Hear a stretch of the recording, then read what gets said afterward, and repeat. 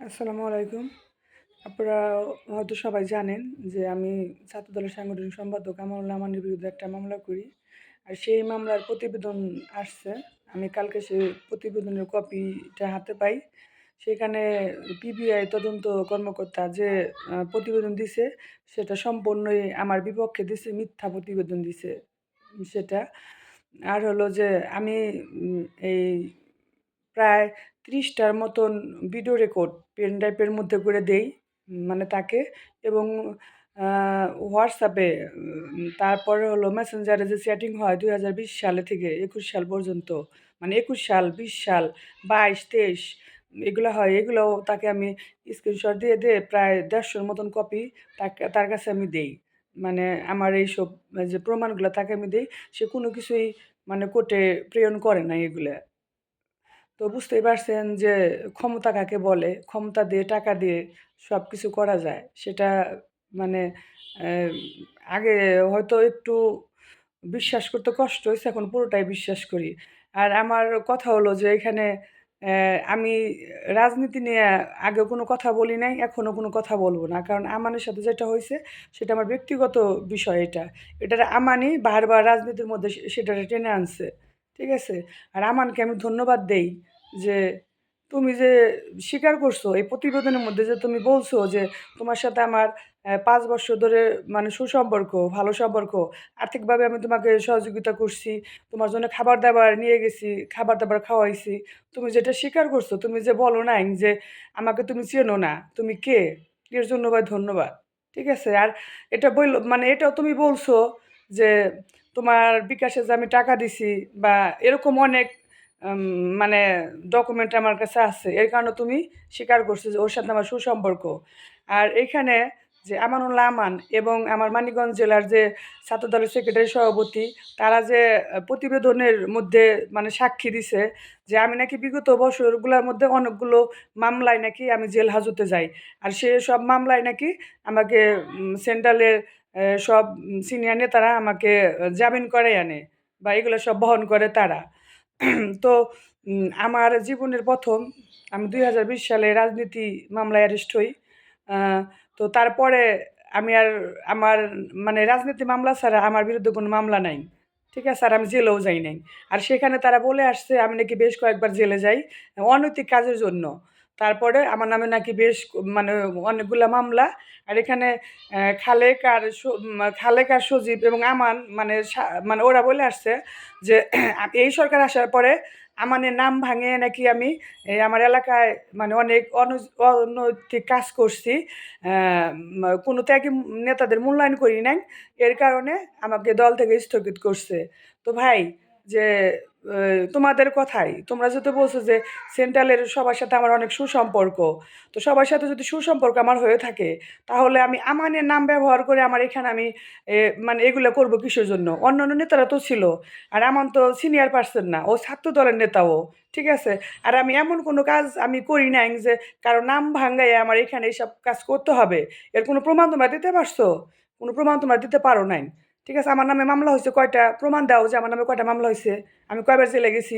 বা অনৈতিক কাজের কথা বলছো, চাঁদাবাজি, দেহ ব্যবসায়ী, এইটা সেটা বলছো। প্রমাণ দাও।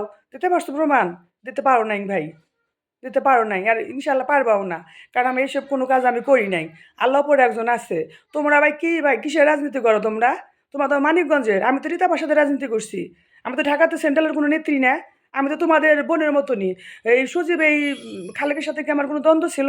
তোমাদের সাথে কি কোনো সময় আমার কোনো কথা লাগছে? বা ওরকম কোনো কথা বলছি আমরা?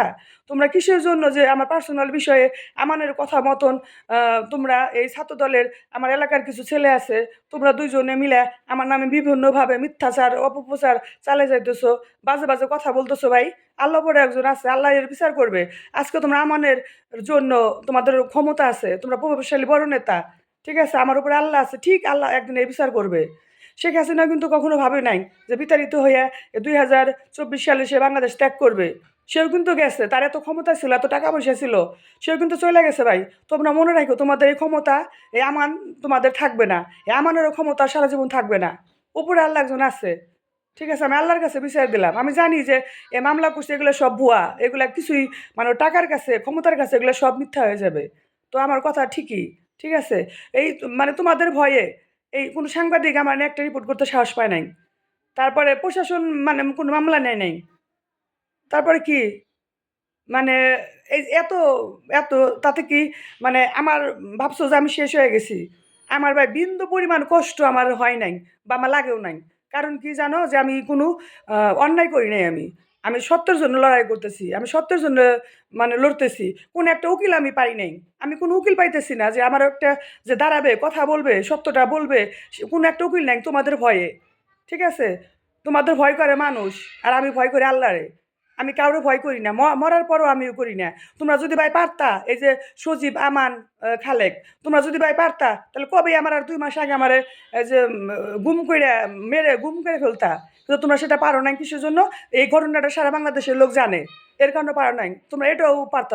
এটাও তোমরা মানে পারলে তোমরা এটা করতা যে ওরে মেরে ওরে গুম করে ফেলবো। বুঝছো ভাই?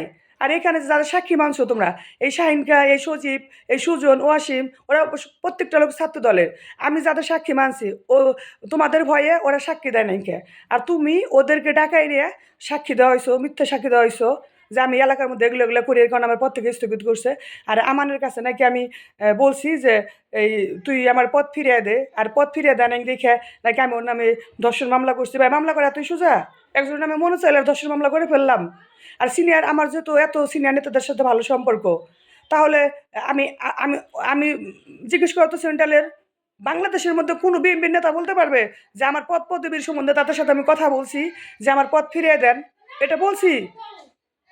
জিজ্ঞেস করো, তুমি খোঁজ লাগাও, তুমি প্রত্যেকটা নেতার কাছে বলো যে আমার এই পদবীর ব্যাপারে আমি কোনো কথা বলছি নাকি, আমি পদ ফিরে চাইছি নাকি। আর আমাদের কাছে গেছি আমার পদের জন্য। আমি কোনো অন্যায়ের কারণে আমি পদ থেকে স্থগিত হই নাই। এর কারণে আমি কারোর কাছে যাবও না যে আমার পদটা ফিরিয়ে দেন। ঠিক আছে? মরার চিন্তা ভাই তুমি কইরো একদিন, তোমরা কইরো। তোমরা কি মানে কি শুরু করছো তোমরা এগুলা? আবার কি বলছো জেলখানায়? আমি রীতাপার সাথে জেলখানায় গেছি। মানে আমি জেলখানায়, আমি রীতাপার সাথে আমি জেলখানায় যাবো কিসের জন্য? আমি ১ম এ জেলখানায় যাই আমানরে দেখার জন্য, আমানের ভাবি, ভাস্তি, ওর চাচা, ওর চাচি, তাদের সাথে আমি জেলখানায় আমানকে দেখতে যাই।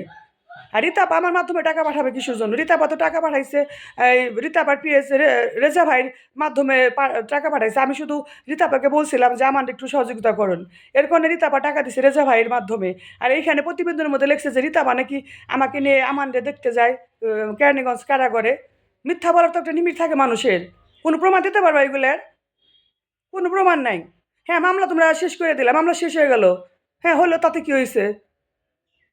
আমার বিন্দু পরিমাণ দুঃখ কষ্ট আমার নাই। কিসের জন্য? আমি কোনো অন্যায় করি নাই। ঠিক আছে? আর অন্যায়ের কাছে মাথা নত করার মেয়ে আমি না। ঠিক আছে? আমি মইরা যেতে রাজি আছি। তারপরেও মিথ্যা কথা বলবও না, আর অন্যের কাছে মাথা নত করবও না আমি। এত কিছু হওয়ার পরেও আমার মাত্র ২ টা ভাইয়ের কথা মতন আমি আমার পদের জন্য আমি এই করি, যে আবেদন করি আমার পদ ফিরিয়ে দেওয়ার জন্য। এটা করে আমি ৫ তারিখে আমি নয়াপল্টনে গিয়ে আমি রুহুল কবির রিজভী স্যারের কাছে আমি আমার ইটা দিয়ে আসতে চাইছি, মানে দিতে গেছি। আর তারেক রহমান বরাবরও আমি একটা দরখাস্ত করছি আমানের বিরুদ্ধে একটা অভিযোগের আর আমার পদের ব্যাপারে। ঠিক আছে? সেটাই ৫ তারিখে। আর মানে তোমরা বলতেছো, এখানে লিখছো যে আমাদের কাছে পদের জন্য নাকি আমি করছি, এই যে ওর নামে আমি মামলা করছি। ছি! ঘৃণা করি। তোমরা কি রাজনীতি করো? রাজনীতি মানে আমার মনে হয় যে তোমরা একটা সদস্যরও উপযুক্ত তোমরা না। মানুষের একটা মেয়ের সাথে অন্যায় করার একটা লিমিট থাকে। তোমাদের সেটাও মানে তোমরা পার করে ফেলছো। আরো যা, যা আছে না তোমরা করো। ঠিক আছে ভাই?